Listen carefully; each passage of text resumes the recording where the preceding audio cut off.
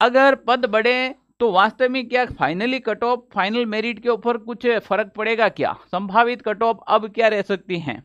तो मेरिट के ऊपर तो डेफिनेटली असर पड़ने वाला है, क्योंकि 10,000 पद भी बहुत बड़े पद होते हैं और बहुत सारे विद्यार्थियों को रोजगार भी मिल जाएगा। जो किनारे पर अटके हुए हैं, लंबे समय से मेहनत कर रहे हैं, उन विद्यार्थियों को निश्चित रूप से यहाँ पर फायदा होने जा रहा है। चलो हम बात करते हैं कैसे होगा फायदा। तो यहाँ पर देखें, तो यहाँ पर देख लीजिएगा, चतुर्थ श्रेणी भर्ती में 10,000 तक पद बढ़ना लगभग तय है। अब 10,000 कैसे? प्रदेश में कर्मचारी चयन बोर्ड की ओर से अधीनस्थ विभाग की चतुर्थ श्रेणी कर्मचारी भर्ती में 10,000 तक पदों की बढ़ोतरी हो सकती है। सरकार को अधिकतर कलेक्टर्स व विभाग ने चतुर्थ श्रेणी के रिक्त पदों का पुनः परीक्षण करने के लिए विस्तृत सूचना भेजी है।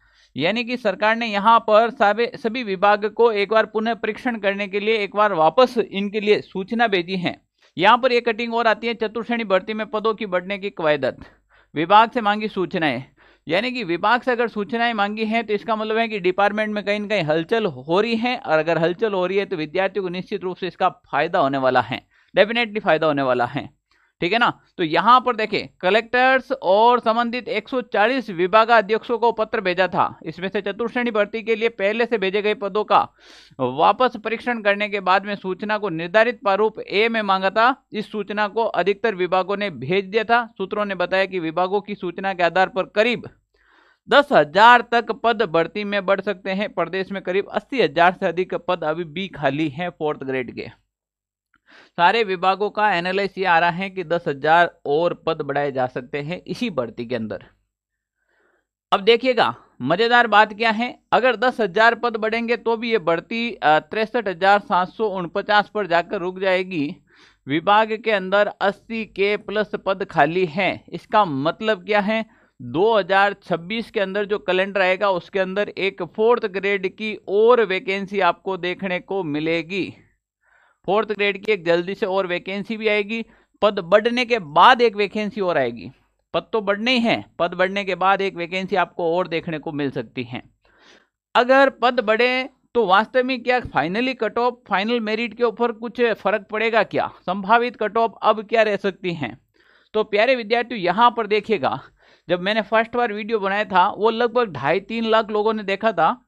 तो वहां पर मैंने ये मेरिट ऑलरेडी यहाँ पर फर्स्ट वीडियो में यही बताई थी। मैंने एक वीडियो डाला था मैंने उस समय, और मैंने ये कट ऑफ बताई थी कि अगर आप इस कैटेगरी से आ रहे हैं तो आपके पास कम से कम ये नंबर तो होने चाहिए। जनरल के 80 से 85 बताई थी, ओबीसी के 80, ईडब्ल्यूएस एमबीसी के 75 से 80 है, एससी एसटी के 70-75 के आसपास, और अन्य कैटेगरी 60-65 के आसपास।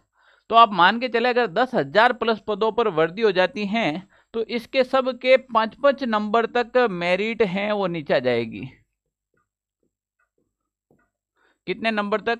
5-5 नंबर तक मेरिट नीचे आ जाएगी। यानी कि जिस बंदे के 60 नंबर लाने थे वो 55 पे आ जाएगा, जिसको 17 लाने थे वो 65 पे आ जाएगा।